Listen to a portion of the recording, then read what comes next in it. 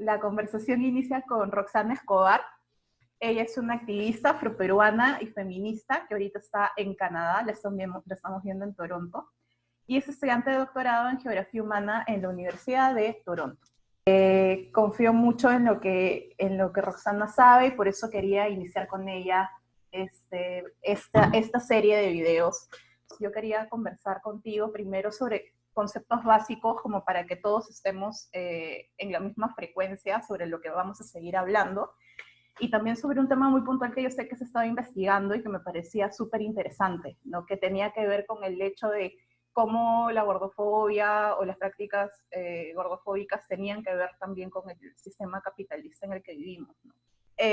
Lo primero que quería preguntarte, que en realidad es una pregunta con la que quiero iniciar con todos los que vamos a chambear en este proyectito, es ¿cómo consideras tú que se construye la posición social de los cuerpos gordos en América Latina? Yo siento que los cuerpos gordos en América Latina tienen múltiples definiciones, ¿no? Y encajan en distintos ámbitos de la vida social. Puedes tener a los cuerpos gordos que son aceptados y que se esperan que sean gordos, como por ejemplo los cuerpos de las mujeres afrodescendientes, que se mantienen en ese imaginario dentro de América Latina como esa señora que cocina y que es grande y que es una matriarca. Y en ese sentido, ese cuerpo gordo pasa a ser parte del folclore, pasa a ser parte del imaginario nacional y de la sociedad, y entonces como que está bien.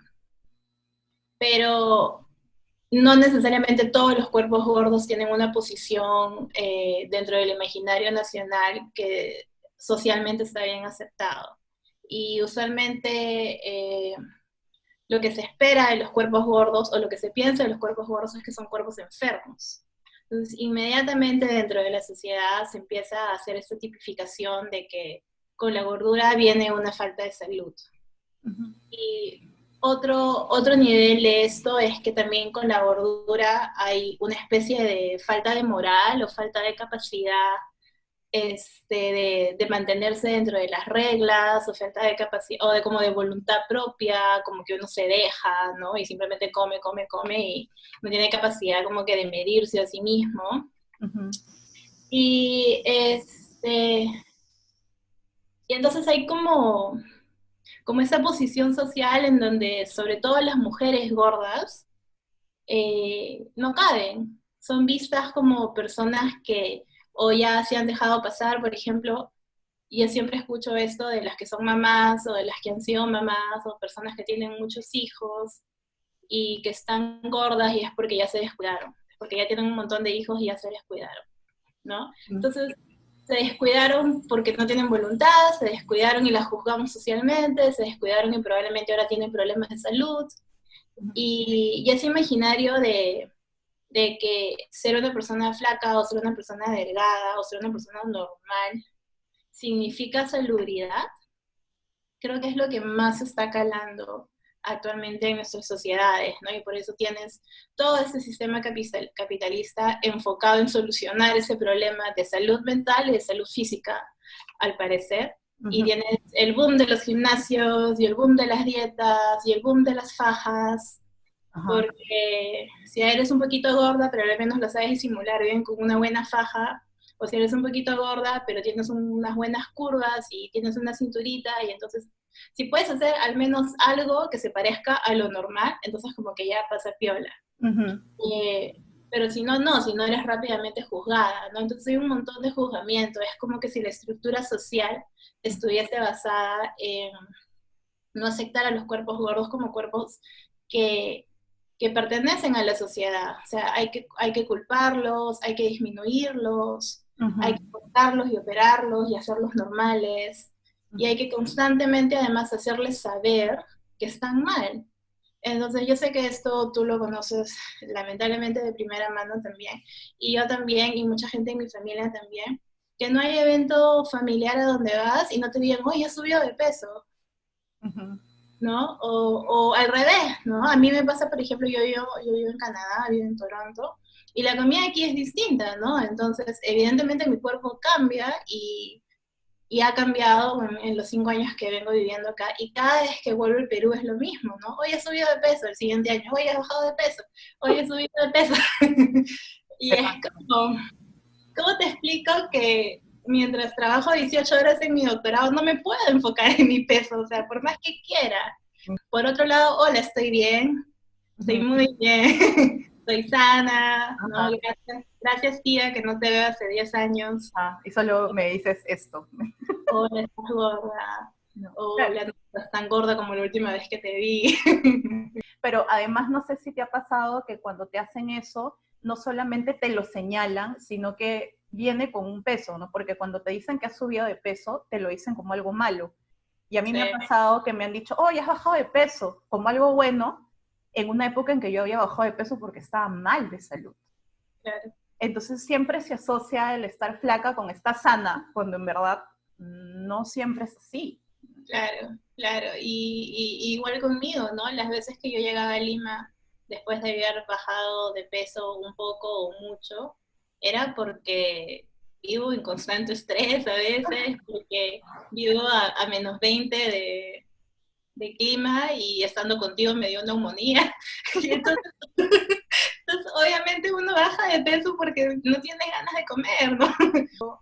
O simplemente el estrés, o simplemente el ajuste que tiene tu cuerpo para asumir los nuevos nutrientes que hay acá, ¿no? Que no son los mismos. O sea, acá no hay fruta fresca, lamentablemente, en Toronto, y hemos tenido que acostumbrarnos a vivir con fruta congelada.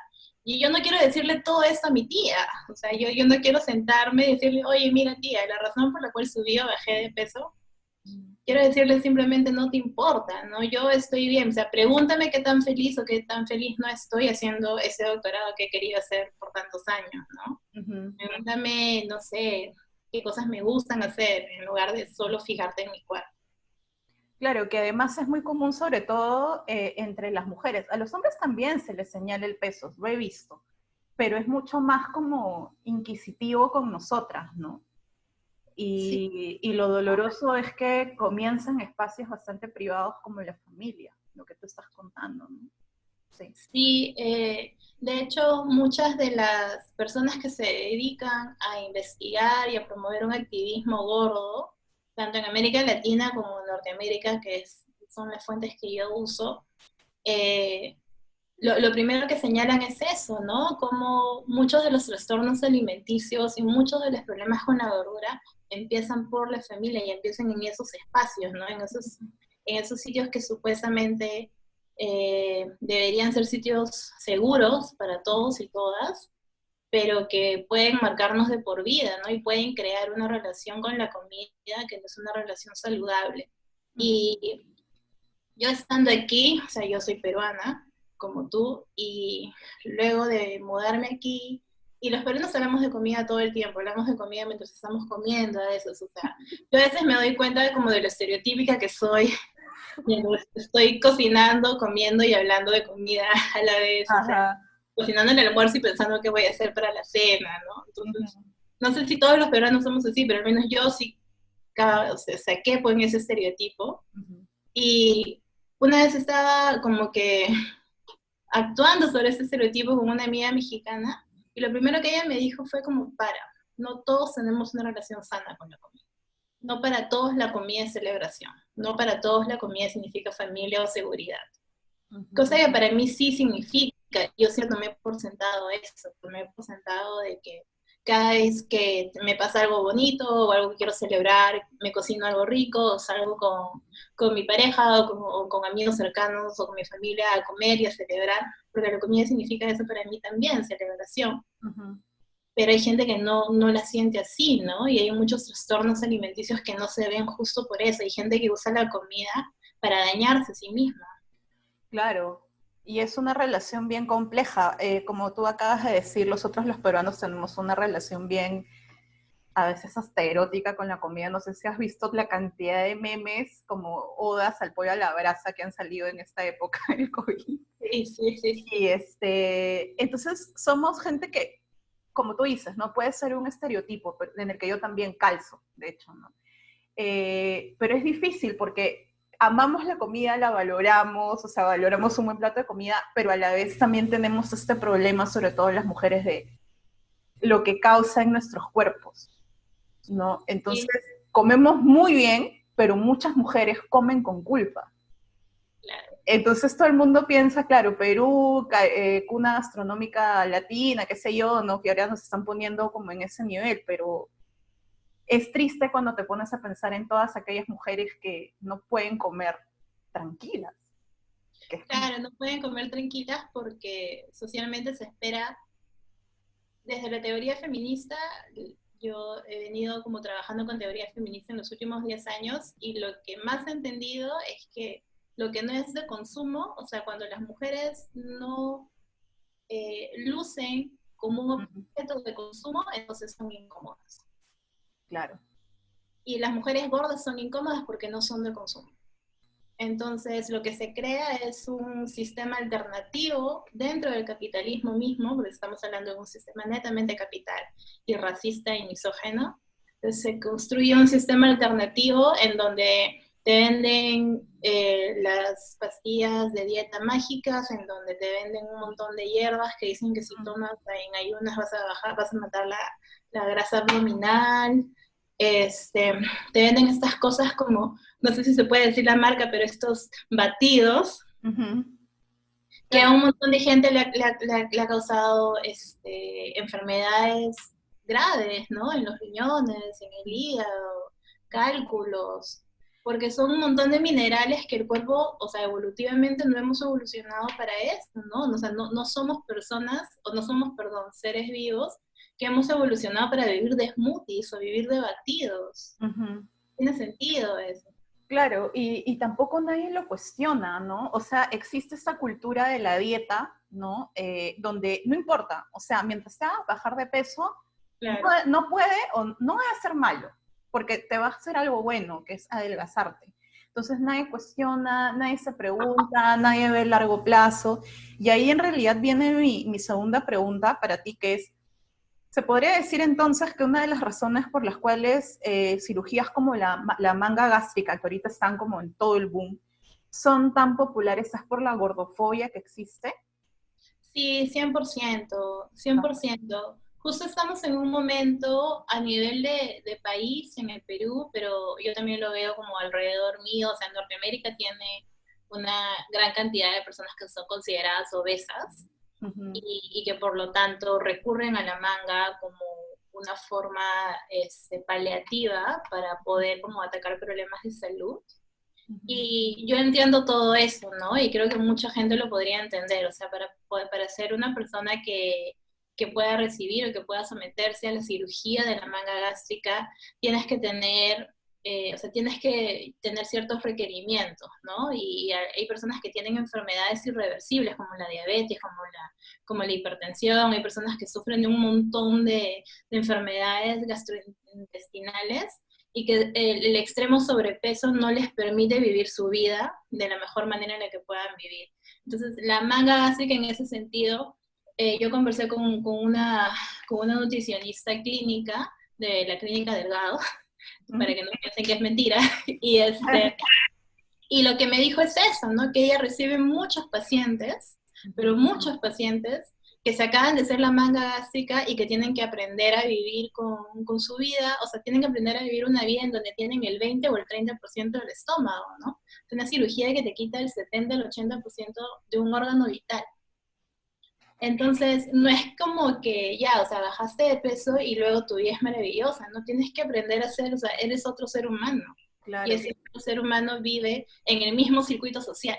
Y nadie lo presenta así, ¿no? Porque justamente antes de plantearte hacerte esta entrevista, tú me contabas que estabas como haciendo un sondeo, una investigación de cómo se maneja este tema en los medios peruanos y me contabas que te habías dado cuenta que muchas mujeres famosas de Chollywood, como le decimos nosotros, se están sometiendo a esta cirugía y no necesariamente por las condiciones que tú estás comentando, o sea, no es que se van a morir de sobrepeso o que les esté afectando significativamente la vida, solamente que, Son claro, gordos. son gordas, o se ven gordas para el resto, y por eso lo hacen, y cuando plantean esta cirugía, la plantean como si fuera a irse a sacar una muela, Claro. ¿no? Y O no sea, y no es es así. eso. Ah, Sí, no, es una cirugía muy compleja. Yo no soy experta en salud, pero he venido haciendo esa investigación para esa entrevista. Y ya desde antes yo venía viendo cómo, por ejemplo, personas que son muy conocidas en el ámbito de la televisión peruana de realities, cantantes, bailarinas, etcétera, y sus familiares por extensión, ujú, como que en Instagram salen y el antes y el después, ¿no? ujú, Y luego lees todos esos testimonios que son testimonios de personas que al parecer han superado algo irreversible ujú. y lo hacen ver como este nuevo trayecto de su vida y como este nuevo renacer, ¿no?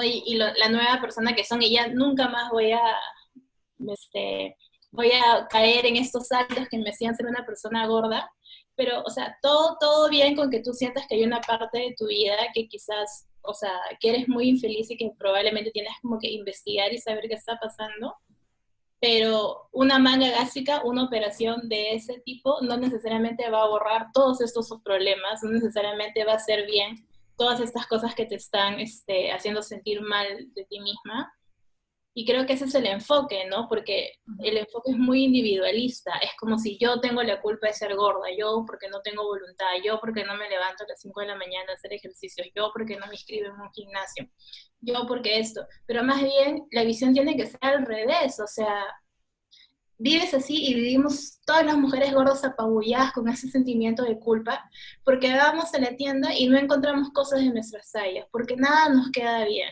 porque en cualquier situación social o familiar, la gente lo primero que resalta es si estamos gordos o no estamos gordas, Ujú. porque nuestras parejas nos hacen saber que estamos gordas y nos juzgan por eso, porque todo lo que leemos y todo lo que consumimos a nivel de televisión, de radio, de redes sociales, son personas que nunca van a lucir como nosotras, que no lucen como nosotras. Ujú. Y son ellas los estándares de belleza y son esas personas los estándares de salubridad, ¿no? De ser una persona saludable. Y cuando yo hacía esa investigación acerca de la manga gástrica, era así como te lo vendían, ¿no? Esa es tu oportunidad de ser una persona sana. Esa es tu oportunidad de prevenir una diabetes, esa es tu oportunidad de prevenir una hipertensión. Pero la cosa es que si te has sacado el 80% o el 70% de tu estómago sin ser diabética y Ujú. sin tener hipertensión, solamente porque estás gorda, entonces ahí hay como que hay que hacer un recálculo, ¿no? Ujú. Porque ahí sí se está lucrando con la vida de las personas de una manera bien macabra, haciéndoles saber, oye, no, si sigues así de gorda, no sé, pues con los 15 kilos de más que tienes o los 10 kilos de más que tienes, quizás en el futuro seas diabética Ujú. o quizás en el futuro tengas hipertensión. ¿Cómo eso se puede comprobar? Claro, porque además yo he conocido gente muy delgada con diabetes, Claro. hipertensa. O sea, y nunca jamás nadie les dijo como, oye, tienes riesgo de... O sea, yo también coincido contigo cuando dices pues que esto de decir probablemente en el futuro no es una razón para quitarle el 70% del estómago a una persona, ¿no? Y, y yo no sé si tú sabes más o menos en qué consiste esta famosa cirugía de la manga gástrica y cuáles son los riesgos reales, porque yo también al plantearte a ti la investigación también me puse a leer y claro, te lo pintan como, ay, como tú dices, ¿no? Me va a cambiar la vida, se lo he recomendado a mi mamá, a mis amigas, como si fuera, no sé, ¿no? Y luego lees los foros de gente que se ha hecho estas operaciones y pueden pasar cosas bien thriller. Sí, o sea, es una operación de alto riesgo, ¿no? Es Mm, muy, muy complicada. Mira, yo siempre como que me quedo estancada en esto y es que para mí no suena saludable o no suena como motivante saber que me van a quitar el 80% de un órgano vital. Simplemente no me cabe en la cabeza, ¿no? Eh, es algo que suena muy grave. Y parte de las cosas que suceden luego de que te haces la manga gástrica es que primero, sí, o sea, te queda una cantidad de exceso de piel gigantesca y lo que te amarra entonces a un futuro en donde vas a tener que seguir enfocándote en el aspecto de tu cuerpo y vas a tener que seguir probablemente sometiéndote a otras cirugías. Hay mucha gente que se somete a otras cirugías. Justo esa es la lógica, ¿no? Que uno quiere las personas quieren modificar su cuerpo y tener otro cuerpo y lucir de otra manera, y no necesariamente esa va a ser la garantía. Puede que pierdas todo el peso, pero eso no quiere decir que vas a recibir el cuerpo que deseas, ¿no? Entonces, hay un montón de riesgos con eso. Luego tu relación con la comida cambia para siempre porque nunca más vuelves a comer igual. O sea, hay personas que han tenido como que severas reacciones a un montón de alimentos que ya de por vida nunca más los van a poder consumir. El alcohol, por ejemplo, los dulces, por ejemplo. Hay muchas personas que simplemente tienen que sacarlas de su vida. ¿No? Y luego hay un montón de riesgos también porque la cirugía en sí misma es una cirugía muy, muy grave, ¿no? Te puede poner el resto de tu cuerpo también en jaque y el resto de tu salud en jaque. Y también está todo el aspecto psicológico, ¿no? Del compromiso que uno tiene que tener para poder seguir las instrucciones que hay que seguir luego de la manga gástrica. Que hay un montón de restricciones alimenticias y que lamentablemente no todas las personas las siguen. Y digamos como que vuelven a tener una dieta normal y vuelven a consumir lo que todos los demás consumimos.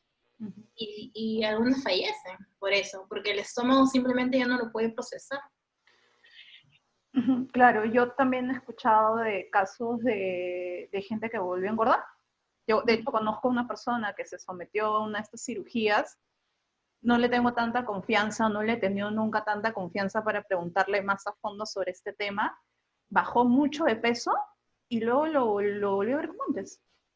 Sí. ¿No? Entonces, como tú dices, no solamente se trata de cortarte el estómago y dejar y ya, y la vida tal y como conocía se fue y quedó atrás, ¿no? Sino que hay un impacto psicológico, ¿no?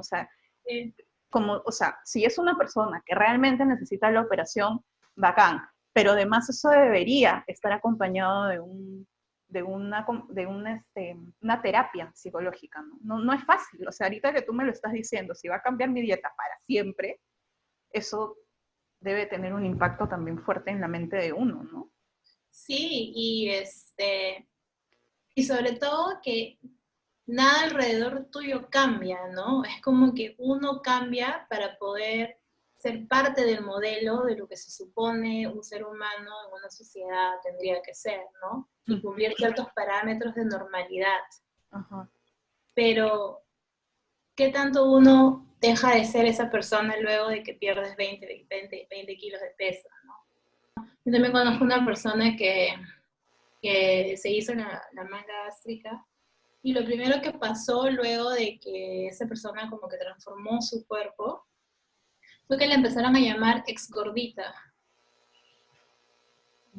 Nada alrededor cambia. Y una vez más, ese es el enfoque, ¿no? O sea, estamos tan obsesionados con el enfoque individualista de que son los sujetos que no son sanos, que no tienen voluntad, etcétera, etcétera. Hay gente que inclusive dice que son personas que se odian a sí mismas, o etcétera, etcétera, etcétera. O sea, un montón de personas tienen como los diagnósticos ya hechos para las personas gordas. Y sigue siendo como que todo este monumento hacia lo individual, ¿no? Como que si solamente fuese la culpa de la persona. Y esto es un problema social, esto es un problema comunal, esto es un problema de que si no se entienden las raíces, que yo sé que tú luego les vas a conversar con más extensión con la siguiente ronda de video, pero la gordofobia y la gordura tienen rostro, ¿no? Tienen rostro, tienen lugar, son aquellas personas que no son asumidas como humanas, son aquellas personas que no son asumidas como personas dignas de entrar dentro del molde societal. Y las mujeres son las que terminan pagando mucha de esa violencia que se hace a las mujeres gordas, porque se espera un montón de ellas, ¿no? Los cánones de belleza no solamente están relacionados al tamaño del cuerpo, también están relacionados al color de la piel, al tipo de labios, al largo del cabello, al uso de tacones. Una de las cosas que había estado leyendo respecto a personas que se han hecho de pseudodoctores, diría yo, que van a un montón de programas de televisión a publicitar la manga gástrica, lo que recogen de sus pacientes es que ahora mi paciente puede usar tacones, ¿no? Ahora mi paciente puede ir a cualquier tienda a comprarse ropa, y es como, claro, seguimos poniéndole todo a la cuestión individualista y de normas de belleza que supuestamente todos deberíamos poder encajar, ¿no? Claro, porque todas las mujeres tenemos que usar tacos, ¿no? Claro, para vernos Por bien, para supuesto, ser si no, mujeres. si no, ¿cómo seguimos viviendo? De una Sí. manera diferente a esa. Pero, ¿tú sabes si ya se han discutido estos impactos psicológicos en las personas que se someten a la manga gástrica en Latinoamérica o en Norteamérica? ¿O todavía no se ha hecho ese análisis? Yo no he encontrado, la verdad. Sé que hay una filósofa uruguaya que vive actualmente en España, que se llama Magdalena Piñeiro, y que tiene un libro muy chévere que se llama Stop Gordofobia, y ella ahí habla de su experiencia en España y su experiencia en América Latina siendo una persona gorda, y ella es la que básicamente define la gordofobia como una serie de prejuicios, ¿no? Que giran en relación a la salud, a la moral y a la estética de las personas. Y evidentemente esos prejuicios calan muy, muy dentro en la autoestima de las personas, específicamente de las mujeres. Por eso te decía hace un momento como que si pensamos hacia dónde van la mayor cantidad de esfuerzos para que las personas dejen de ser gordas, usualmente siempre tiene rostro de mujer y tiene cuerpo de mujer gorda, ¿no? Y sobre todo si es una persona racializada, mucho más aún. Sí. Eh, pero lo que sí he encontrado, por ejemplo, son cosas bien macabras, pero a la vez muy interesantes respecto a cuestiones de trabajo. O sea, el acceso al trabajo también está delimitado a veces por cómo luces, ¿no? Y el tamaño de tu cuerpo. Y hay muchos estudios, sobre todo en Norteamérica, en donde sí se ha comprobado que al final del día personas que son más gordas, o personas que son gordas, perdón, no son consideradas eficaces. No son consideradas personas que pueden liderar equipos, específicamente cuando son mujeres. Cuando son hombres hay un poco más de pase libre y se puede dejar eso pasar. Pero cuando son mujeres hay un montón de historias, por ejemplo, de personas que trabajaban como siendo la primera persona que atiende a alguien cuando llegas a una oficina o llegas a un tipo de institución, y empezó a subir de peso la persona y la pusieron para atrás para que repartiera ¿me entiendes?, la correspondencia, pero ya no puede ser la cara de la oficina. Claro. O cosas así, ¿no? O ejecutivas jóvenes que no llegan a ascender porque se asume que como son gordas, entonces no son eficaces en el trabajo, no van a poder liderar equipos. O sea, hay un montón de prejuicios respecto a que ser gordo implica entonces tener falta de liderazgo sobre tu cuerpo y sobre los demás, falta de voluntad sobre tu cuerpo y sobre los demás.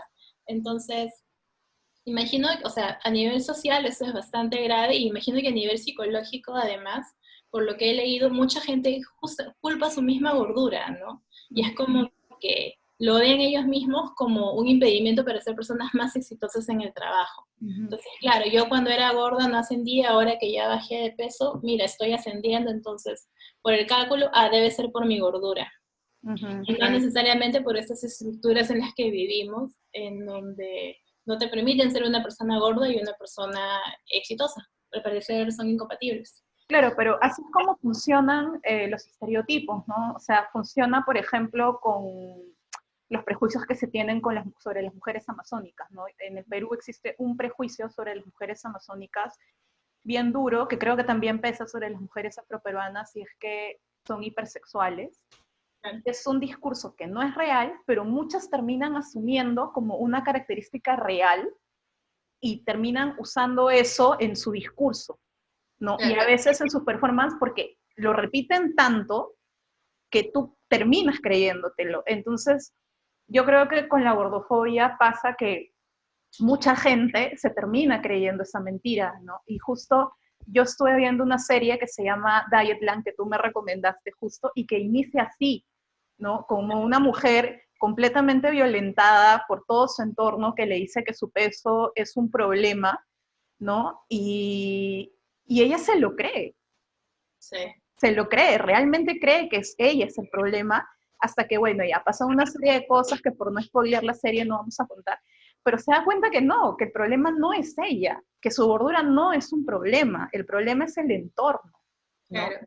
Y eso es importante entenderlo, porque, por ejemplo, muchos casos de desórdenes alimenticios son por eso, o sea, porque las personas, sobre todo las mujeres, que son las que sufren más de trastornos alimenticios, son juzgadas por sus entornos de maneras muy duras, Sí. ¿no?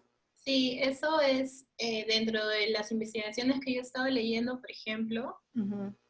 lo que he podido como determinar es que la violencia en contra de las personas gordas no es silenciosa. El bully es muy grande y es continuo. Es una cosa que como que no te deja, o sea, no deja pasar ninguna oportunidad. Entonces, por ejemplo, personas en el trabajo se sentían constantemente bulleadas por su peso, ¿no? Y entre las bromas de que, no sé, pues, subimos 5 al ascensor y tú ya no porque ya no entras, ¿no? O porque tú me subes demasiado el peso del ascensor y bla, bla, bla. O con el tamaño de las sillas. O sea, las sillas a veces en las oficinas, yo trabajo en una universidad, no son muy cómodas para personas que pesamos más de 50 kilos. Y entonces hay un montón de bromas alrededor de eso también, ¿no? Y también cómo están pesadas las infraestructuras, o sea, porque una vez más se pone la cuestión hacia el individuo, ¿no? El individuo no entra en la silla, pero ¿cómo diseñas tu silla? ¿Cómo diseñas tus espacios? ¿Cómo diseñas inclusive las rampas de la calle? ¿Cómo diseñas las veredas, las escaleras para subir y bajar de buses, etcétera? O sea, está pensado en un estereotipo de persona normal, ¿no? Que calza esto, que pesa esto y que luce así. Y todos los demás no entramos en el molde, ¿no?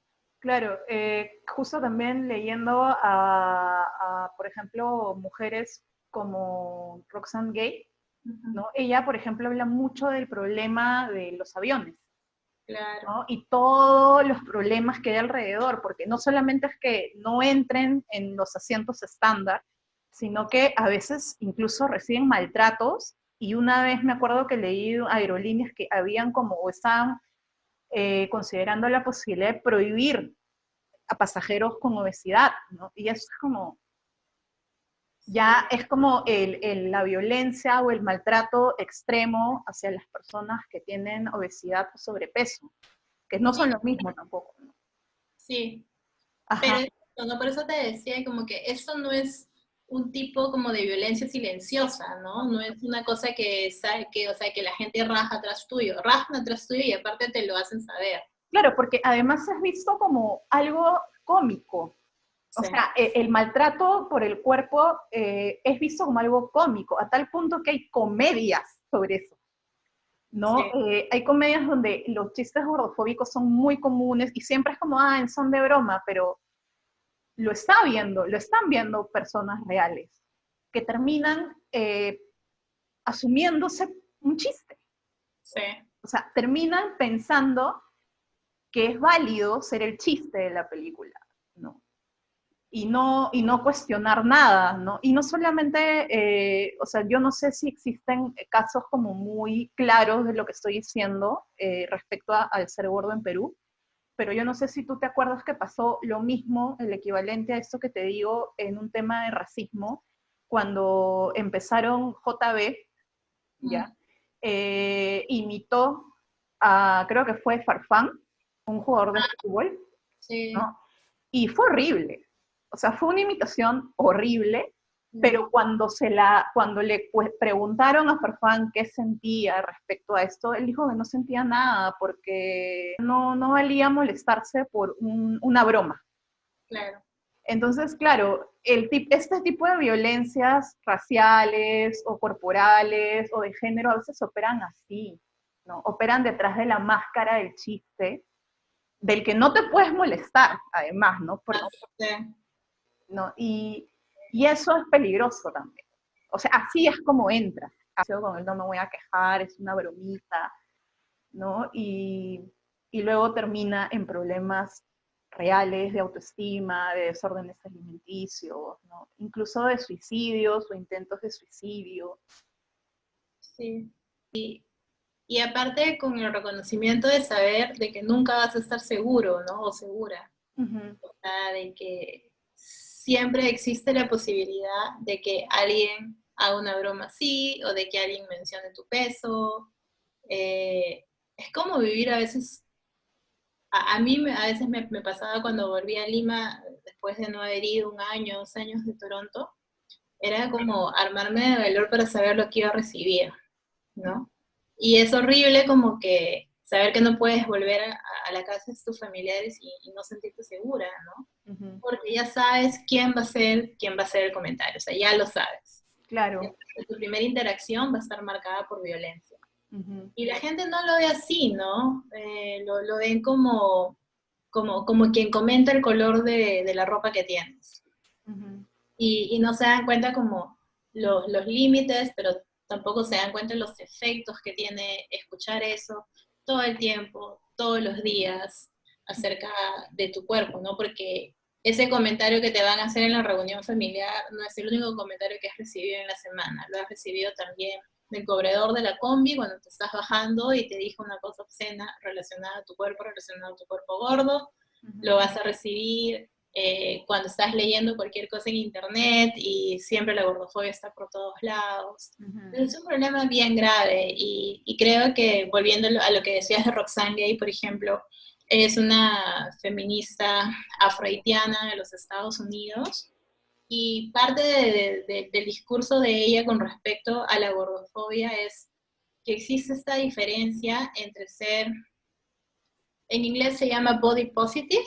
El body positive o el body pos es toda esta, como esta tendencia en el mundo acerca de, básicamente, no sentirnos mal por los cuerpos que tenemos, ¿no? O aceptar que todos los cuerpos en su totalidad y en sus diferencias son cuerpos hermosos. Y ya, ¿no? Y dejar de estar poniendo todos estos como etiquetas sobre quiénes son. Pero lo que Roxane Gay dijo, yo cuando leí el libro que tú me recomendaste que se llama Hunger, Ujú. que es un libro increíble. Lo que ella decía es como que, claro, hay una cosa que es el body positive y yo acepto todos los cuerpos del mundo, pero hay otra cosa que es el body acceptance, que significa que aceptas a tu cuerpo. Entonces, hay una fina línea de diferencia ahí, porque una cosa es que yo pueda decir en ese momento, sí, yo soy una persona body positive y amo a todas mis amigas que son de todos los cuerpos y en verdad jamás me atrevería yo misma a hacer ningún comentario sobre el cuerpo de nadie, yo acepto todos los cuerpos tales como son, pero es muy distinto que eso signifique que yo acepte mi propio cuerpo. Ujú.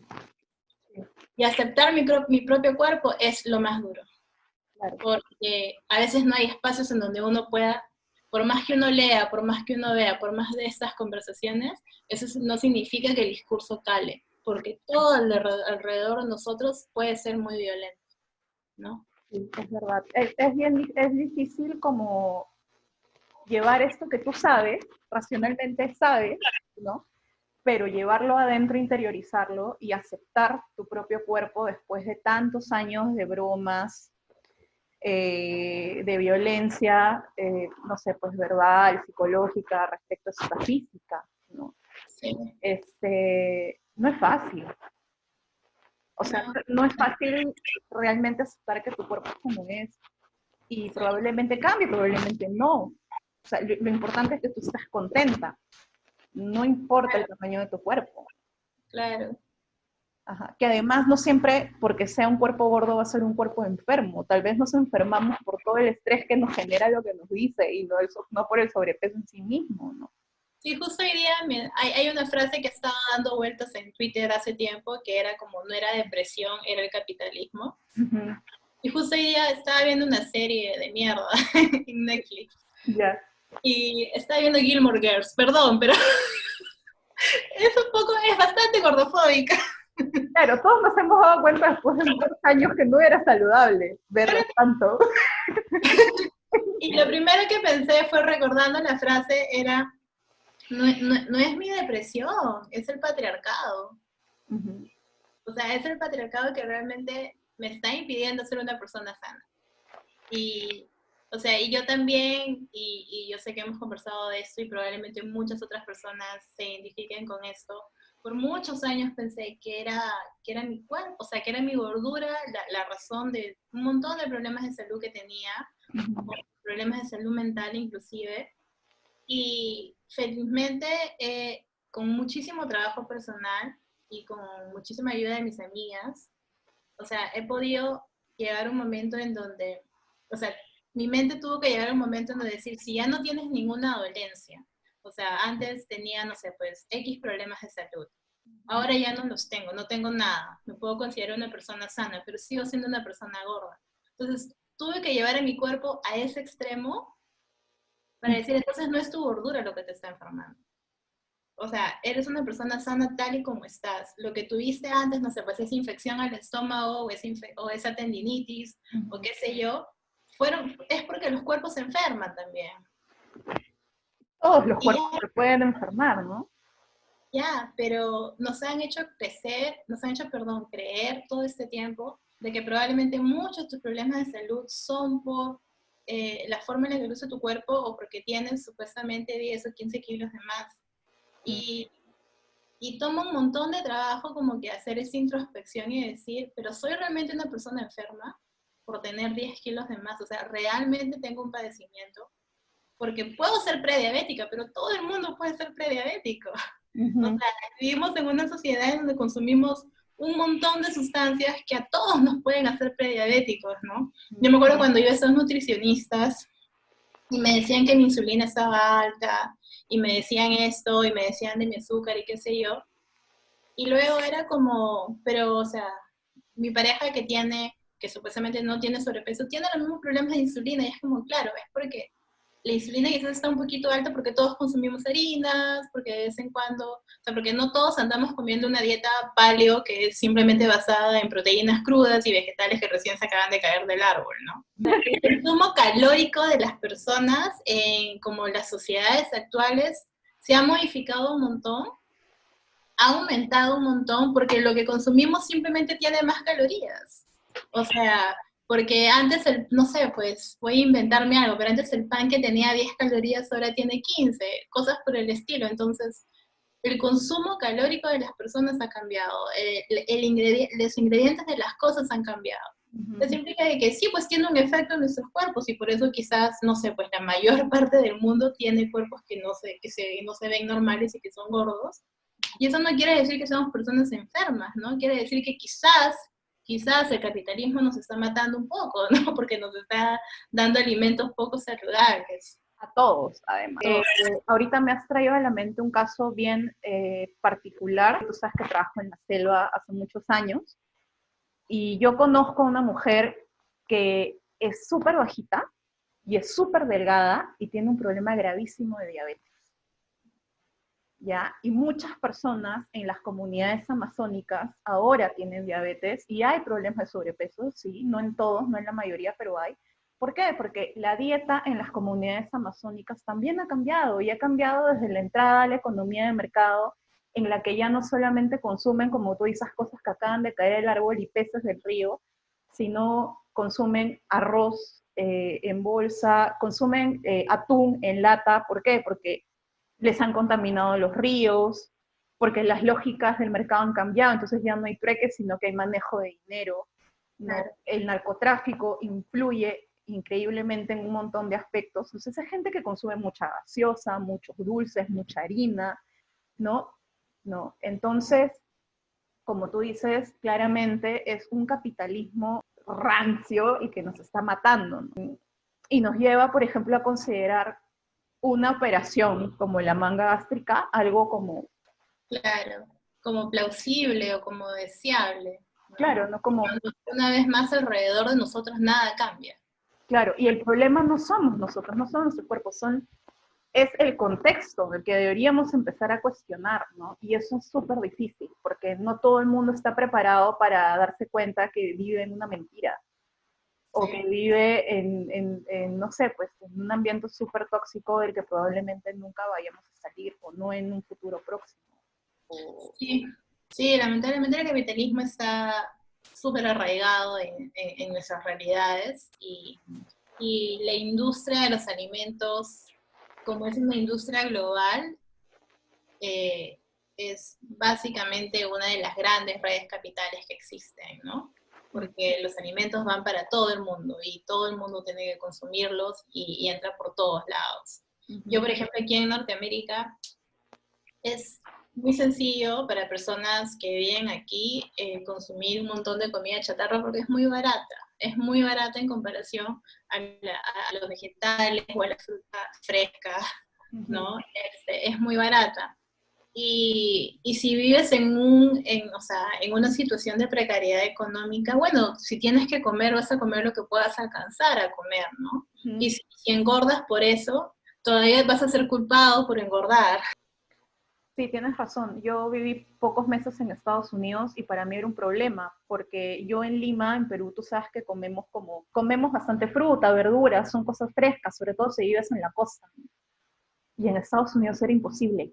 Era imposible comer fruta y que aún tengas dinero para otras cosas. Difícil, ¿no? Y yo me preguntaba, pucha, entonces si alguien acá decide hacer dieta, por las razones que sea, o tiene una enfermedad y tiene que comer más saludable, que se vuelve pobre, porque era excesivamente caro. Es muy caro. Los sistemas alimenticios aquí son muy, muy caros. Hay muchos factores. El factor geográfico es uno de los más importantes porque, bueno, yo vivo en Canadá, pero ni siquiera vivo al norte de Canadá, donde sí muy pocas cosas llegan frescas porque hace mucho, mucho frío. Pero Canadá es una tierra en donde no muchas cosas pueden ser cultivadas, entonces la fruta, la verdura que consumimos viene de México, viene de Costa Rica, y pasa por un sistema de que la congelan y la descongelan y le ponen un montón de cosas ahí para que no se malogre. Entonces al final la calidad de la comida por la que has pagado un montón de plata, ¿no? Por tu manzana de $1 y por tu plátano de $1.50, ni siquiera lo que recibes es lo mejor que recibes, ¿no? Recibes aún así el 70% de los nutrientes en el mejor de los casos. Entonces, obviamente la gente va a decidir, si está en una situación precaria de economía, ni siquiera hacer el esfuerzo, porque a veces de veras no vale la pena, ¿no? Y entonces, justamente como te decía al inicio, se crean todos estos otros sistemas alternativos, ¿no? En donde, no sé, pues en donde de la nada McDonald's se quiere engañar y te dice de que su hamburguesa de $1.50 no es tan mala, ¿no? Entonces, y, y a veces es lo único que puedes conseguir alrededor. Y entonces vuelve una vez más al asunto de cómo se individualiza demasiado el problema de la gordofobia, que no es un problema, pero se individualiza al punto en que hay gente que se está lacerando el cuerpo, ¿no? Se lo está cortando y están haciendo muchas otras cosas, pues están viviendo una vida que podría no ser de tanto, o sea, de tanta restricción, ¿no? Porque todo se vuelve tan individual y ciertamente a veces hay muy pocas opciones. Yo no sé, bueno, yo tengo 32 años, así que no he visto tanto el mundo, ¿no? En términos temporales, pero otra vez volviendo a esta serie, que es Dietland, me acuerdo un diálogo de la mamá de la protagonista que no estaba de acuerdo con todo lo que su hija se hacía psicológicamente por el tema del peso y le decía, pero tu abuela también era gorda y nunca tuvo problemas, ¿no? En el sentido de sentirse tan mal respecto a ella misma. Y claro, y la protagonista le responde dentro de sus limitaciones, ¿no? Pero luego yo me ponía a pensar que probablemente sí ha habido épocas y hay culturas en donde realmente el cuerpo, el peso no importa, ¿no? Pero una época en donde tal vez el tema del cuerpo no era una idea tan rígida respecto al cuerpo femenino, o tal vez el modelo del cuerpo, del ideal del cuerpo femenino ha ido cambiando, ¿no? Y creo que eso sí todo el mundo lo ve cuando hace estas como líneas de tiempo. Sí. Y dice, bueno, hubo una época en donde las mujeres gordas estábamos de moda, ¿no? Y es como, bueno, o sea, no voy a vivir como pensando en el renacimiento toda la vida, ¿me entiendes? O sea, sí me parece como importante cuestionar a partir de la evidencia antropológica e histórica, de que esto que nosotras vivimos en esta sociedad occidental o occidentalizada y súper capitalista no es lo normal. Claro. no es lo normal. Nos lo han vendido como lo normal, pero no lo es, ¿no? Entonces, ahora igual, romper esa idea, como tú también lo sabes, es súper difícil. Es súper difícil porque, claro, todo alrededor tuyo te dice que es lo normal, pero además porque te crean todas estas necesidades vacías, ¿no? Que te hacen sentir que tienes que consumirlas, como por ejemplo cirugías, como por ejemplo dietas, alimentos proteicos, etcétera. Entonces, cuando tú decías, claro, antes las mujeres que eran gordas, era como que, bueno, ya eran gordas y ya. Luego el estereotipo de mujer, como bien dices, va cambiando, el capitalismo se hace aún más fuerte, Hollywood nos vende, ¿no? Mm. Este tipo de persona, pero sobre todo de mujer, que es súper delgada, que es súper alta, que siempre es rubia, etcétera, etcétera, etcétera. Y entonces para llegar a ese ideal de belleza, además se crean todos esos servicios innecesarios, ¿no? Entonces, ahora si tú piensas en el boom, por ejemplo, de cirugías estéticas en el mundo, están en todos lados, pero y si piensas en Latinoamérica, Venezuela, Colombia y Brasil son estos espacios en donde hay un montón de esta industria y hay muchísimos casos de tristeza de gente que se muere en la cama de la cirugía porque o se estaba sacando grasa, o se estaba poniendo pompis, o se estaba haciendo cualquier cosa. Eh, pero entonces es como, llega un momento en que de veras no hay salida, ¿no? Es como que ya eres gorda, pero mira, al frente tuyo te puedes hacer esta cirugía, acá al otro lado te están vendiendo esta dieta, acá atrás tuyo tienes a toda tu familia jodiéndote la vida. Y entonces es como que realmente estamos atrapados en este sistema que es un sistema muy perverso. Claro. Y luego se pone a pensar, perdón, es como que siempre se pone a decir, ya, pero no, las mujeres como colombianas son así naturalmente, las venezolanas son así naturalmente, y las brasileras son así naturalmente. Y realmente me hace cuestionar eso, me hace cuestionar, ¿son así naturalmente o son como que, o hay una cultura tal de la dieta y de la belleza y de como de la perfección física que no hay de otra salida?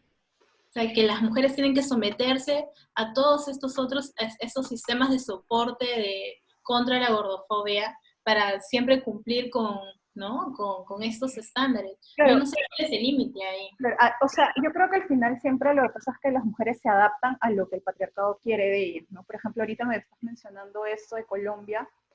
Hace poco, no me acuerdo si leí o escuché, porque ya estoy confundida con todo lo que hago a diario, este, pero hablaban del caso de las mujeres de Medellín, ¿no? Donde tú sabes que la violencia por el tema del narcotráfico ha sido súper fuerte y donde ha calado esta idea de que son las más hermosas de Colombia y cómo llegan a este imaginario, porque claro, durante la época del narcotráfico, la época más dura de esto, de la época de Pablo Escobar, a muchas mujeres, sobre todo de condiciones socioeconómicas duras, difíciles, se las apadrinaba, entre comillas, ¿no? Hombres con mucho dinero del narcotráfico y las operaban, Mm, ¿no? Para que estén a gusto claro. de ellos, ¿no? Entonces las ponían tetas, las ponían fotos, y de ahí viene pues estas novelas Sin tetas no hay paraíso y tanta vaina, ¿no? Entonces, claro, crece una industria en Colombia, crece una industria en Venezuela, crece una... Y ahora, por ejemplo, yo escuchaba que decían que eso ahorita en Colombia es un problema, porque en Medellín hay muchísimo turismo sexual, que es lo mismo que pasa acá en la selva. Sí. ¿No? Muchos hombres que van pensando que van a encontrar los mejores cuerpos de Colombia o que vienen acá a la Amazonía a buscar las mejores, las mujeres más calientes de Perú, y se termina fomentando un mercado negro bien fuerte, basándose en una esclavitud del cuerpo, Sí, básicamente femenino, además. sí, Y, sí. y es increíble que nadie, como tú dices, pueda llegar a la raíz del asunto porque simplemente no puedan entender que esto parte de una cosa tan sencilla como que siempre se busca que las mujeres hagamos lo que al patriarcado se le antoja. Sí, o sea, somos objetos de consumo, ¿no? Somos vistas como objetos de consumo. El Mm, patriarcado tiene en su mejor amigo el capitalismo, y entonces siempre andan juntos, ¿no? Y cuando no somos de consumo, entonces se nos exige ser de consumo. Y se nos crean todas estas cosas para que podamos encajar en ese molde. Igual es bien difícil cuando lo racionalizas y cuando lo ves, porque finalmente las que terminamos consumiendo todo eso somos las mujeres mismas, ¿no? Y reproduciendo estas lógicas contra nosotras y contra otras mujeres. Sí. Uh-huh. Y ahí también la línea se vuelve bien difícil, ¿no? Porque claro, podemos seguir culpando al patriarcado de todo esto, y efectivamente tiene la culpa, pero luego la pregunta es entonces, ¿cómo salimos de esto, no? ¿Cómo como mujeres y como sociedad salimos de esto? ¿Cómo aprendemos a echarle la culpa a quien tiene la culpa? Y dejar de que la culpa se quede en nuestros cuerpos, ¿no? Yo hago, dentro de mi investigación doctoral, hago mucha geografía del cuerpo, ¿no? Uh-huh. Y los cuerpos yo los asumo como espacios que pueden inclusive ser territorios, ¿no? En Colombia y en Ecuador, por ejemplo, hay mucho trabajo de mujeres indígenas que piensan que el cuerpo de las mujeres y los territorios son el mismo ente. Entonces, cuando tú atacas el territorio indígena, atacas el cuerpo de las mujeres y viceversa, ¿no? Porque las mujeres son las que mantienen el territorio vivo, son las que generan las demarcaciones territoriales, son las encargadas inclusive de mantener la cultura dentro del territorio, y etc. Pero pensando en la gordofobia, el cuerpo es como que la escala más íntima que tenemos, ¿no? Tenemos múltiples escalas, la del vecindario, la de la nación, la de escala global, donde todos estamos contribuyendo. Pero la escala del cuerpo, lo último espacial que tenemos, es nuestro cuerpo. Uh-huh. Y esto que solo es nuestro y que nos pertenece solo a nosotros y que lo manejamos nosotros, cuando lo ves como que en the big picture, lo que puedes ver es que a este cuerpo le llega todo lo que a nivel nacional se desea, todo lo que a nivel internacional se escribe y todo lo que a nivel global se reproduce. Entonces, yo creo que con la gordofobia hay una necesidad, o en los estudios sobre la gordofobia, hay una necesidad de pensar en el cuerpo como esa escala íntima, ¿no? Como cuando lo dañamos y por qué lo dañamos, entender que no es una cuestión personal, entender que no es una cuestión individual, entender que recibimos todo esto porque estamos rodeados de sistemas que son mucho más grandes, ¿no? Y que están tan metidos en las lógicas capitalistas, pero a la vez tan metidos en los comportamientos del día a día. Uh-huh. Y en los comportamientos, inclusive en los más íntimos, ¿no? Tú me contabas hace poco de cómo hay parejas que chantajean a sus parejas mujeres porque son gordas, o cómo hay hombres, que como que tienen esa lógica de que engordan a su pareja para que nadie más las mire. Uh-huh. Entonces, ahí suena como que ya tu cuerpo no te pertenece, ¿no?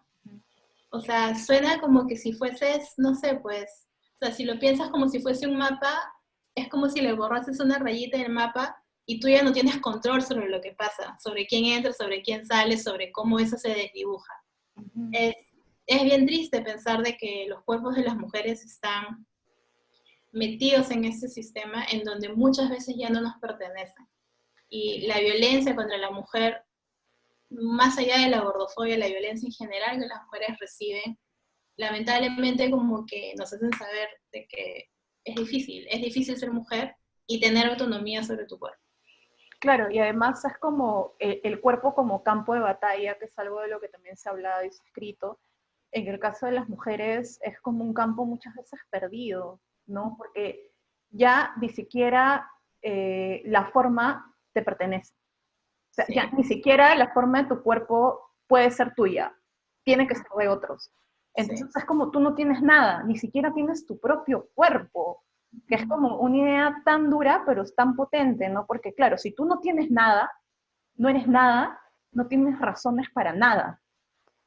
Y pueden llevarte a donde quieran, ¿no? Sí. Por eso que movimientos como a favor de los cuerpos gordos o a favor de aceptar el cuerpo tal y como es, los movimientos indígenas, los movimientos feministas son tan importantes y son tan como peligrosos para el sistema, ¿no? Porque el sistema necesita controlarlo todo. Sí, ¿no? Claro. O sea, sí, yo creo que la metáfora del mapa es súper útil porque es como si a las mujeres nos hubiesen dibujado y nos hubiesen dicho, estos son tus límites. Más allá de esto, no está permitido. Y cuando pasas esos límites, o sea, digamos, si una mujer tiene que ser supuestamente 90, 60, 90, ¿no? Y cuando te extiendes de esos límites, es como que si pierdes soberanía sobre ti misma. Como que ya la autoridad ya dejas de ser tú, o sea, le pertenece a alguien más. Y por eso te decía al inicio que es súper lamentable cómo todavía esto sigue siendo un problema que se ve como un problema individual, ¿no? Como estamos tan convencidas a veces de que nosotras somos el problema. Y creo que es importante tener este tipo de conversaciones para poder como con un montón de ejemplos y con un montón de reflexión, hacer ver que el problema realmente no somos nosotras. O sea, que los cuerpos crezcan es la cosa más natural del mundo. Que los cuerpos tengan distintas formas, lo único que indica es que como especie tenemos distintas formas. No indica nada más, no tiene ningún tipo de valoración sobre quién eres tú como persona o cuál es tu valor como persona. Pero nos han hecho creer que es eso. Y a mí sí como que me conmueve mucho llegar a este tipo de lógicas que yo creo que si se le explicas a un niño, ¿no? O a niñas en general que todavía no tienen tan cagados en la cabeza estas cuestiones patriarcales y sobre todo de imagen, y simplemente le cuentas de que las personas crecen para arriba y para el lado, va a sonar a la cosa más natural y más lógica del mundo, ¿no? Pero sin embargo a las mujeres no se nos permite eso, no se nos permite simplemente tener un cuerpo. Tenemos que ser algo más, los cuerpos de las mujeres tienen muchos significados, y cuando te sales del molde del significado, llega el juzgamiento, llega la violencia, llega la presión, y que luego se convierte en un problema individual cuando nunca tuvo que ser un problema individual. Claro, o sea, las mujeres vivimos en violencias diferentes y constantes, ¿no? Pero cuando, como tú dices, te sales de la línea, la violencia se vuelve más grande, más fuerte, más potente, más dura, ¿no? Y es súper fuerte, es súper triste verlo. Y sobre todo experimentarlo, ¿no? Como tú dices, ambas hemos vivido situaciones de mierda por culpa de la gordofobia en nuestro país y fuera de él, ¿no? Pero a la vez también es como importante, porque, bueno, depende de la persona, ¿no? Creo que nosotros tenemos la suerte de ser mujeres con carácter, por así decirlo, y cuestionarlo y decir, oye, no, ¿realmente esta vaina es mi culpa? No, y voy a estudiar sobre esto, y voy a hablar sobre esto, y voy a crear todo un blog sobre esto, porque no voy a permitir que tú, persona, me diga que yo soy el problema, pero ¿qué pasa con las demás? Sí, nosotras tenemos el privilegio de haber transitado en los espacios en donde hemos transitado, que nos han abierto todas estas puertas para la reflexión y para el activismo. No es el caso de todas ni de todos, ¿no? Y yo creo que además, particularmente en mi caso, yo tengo una mamá que ha sabido manejar bien todo eso toda esa violencia que yo podría recibir, ha sabido explicarme, oye, esto no eres tú, o esto no es tu culpa, ¿no? Y a veces es difícil, como, yo le agradezco mucho a mi madre por eso, ¿no? Porque ella como que me enseñó a ver qué está detrás, ¿no? De toda esta violencia que yo a veces recibía.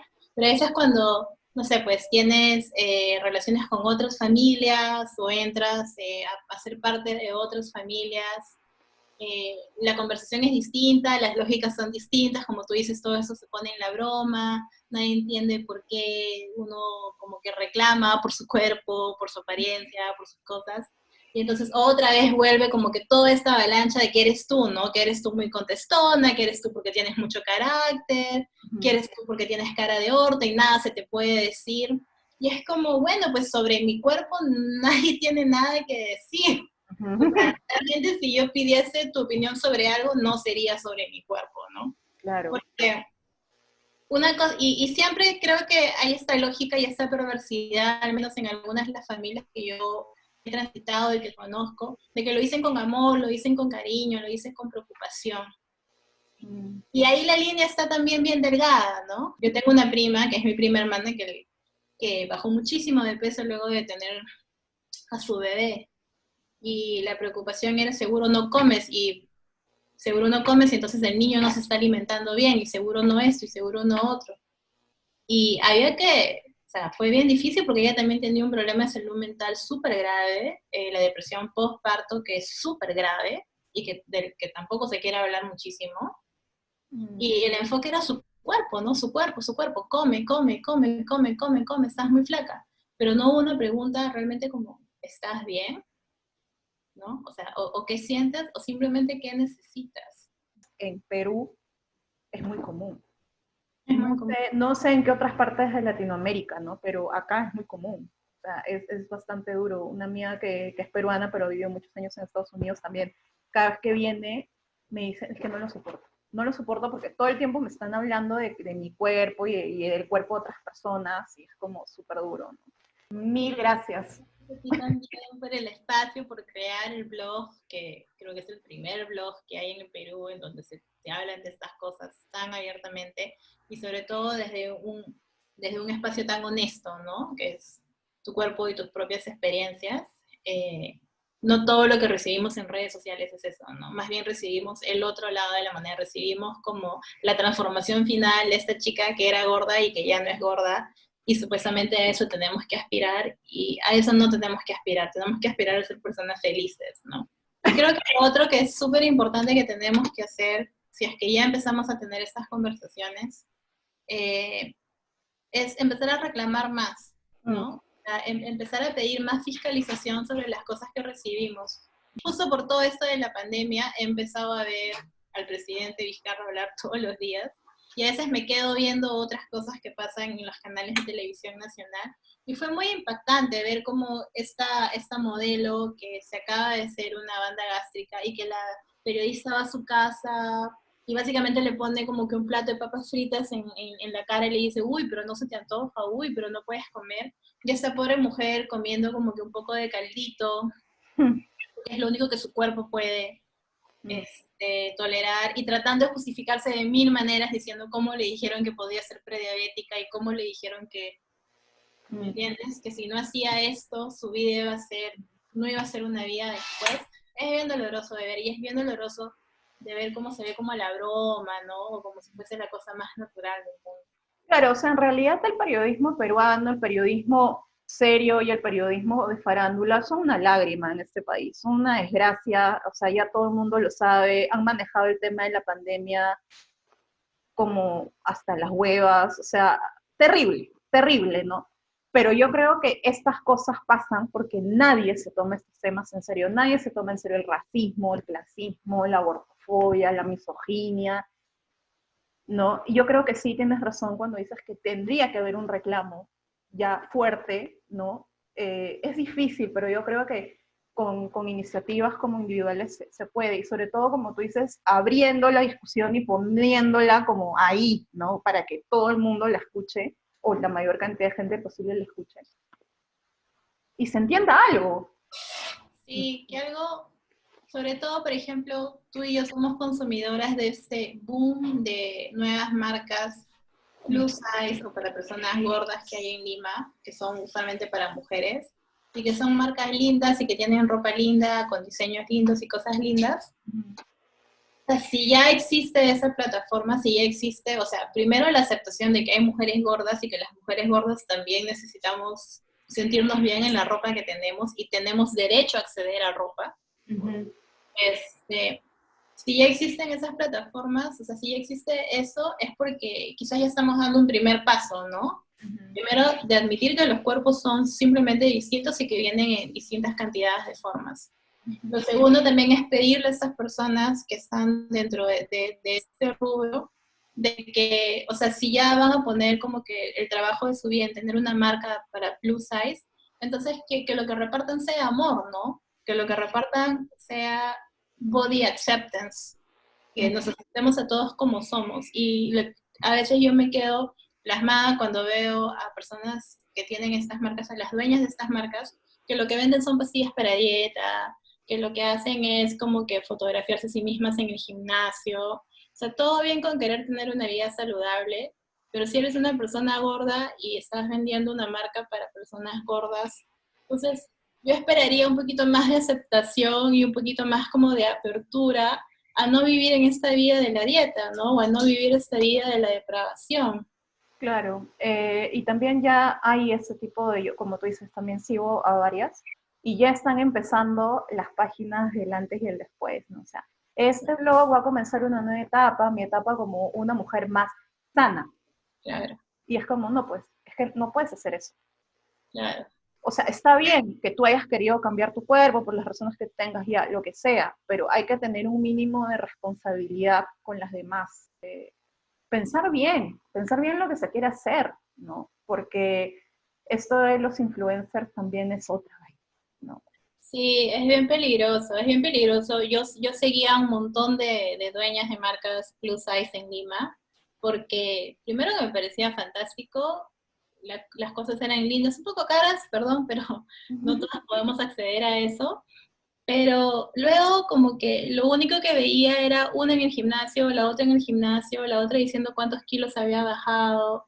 Y es como, es tan contradictorio, o sea, lo que estás haciendo es algo tan hermoso, pero a la vez no estamos escapando de este sistema que tú estás justamente combatiendo, ¿me entiendes? Porque estás extendiendo un modelo de tipo de mercado de ropa, ¿no? Lo estás extendiendo, lo estás abriendo, nos estás abriendo las puertas a un montón de personas a acceder a cosas lindas y que necesitamos y que una vez más tenemos el derecho de acceder.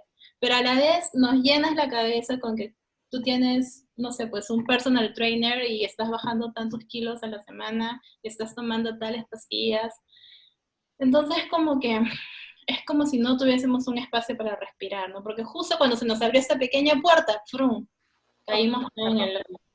Otra vez se cerró. Sí. Claro, y yo creo que no hay suficiente visión crítica todavía. Hay el espacio, ya hay como la puertita de entrada, ¿no? Bueno, ahora hay que abrirla más. Y uno abre puertas como hablando el tema y criticando, pero no la crítica como, no, sino como la observación aguda, ¿no? Como el porqué real, pero el porqué sincero. Sí. Entonces, yo creo que falta esta segunda parte del proceso, ¿no? Como el cuestionamiento puro y duro, ¿no? Para poder seguir abriéndonos puertas. Y por eso otra vez doy gracias por aceptar la entrevista. You could have had a bad bitch, not committal, help you with your career, just a little.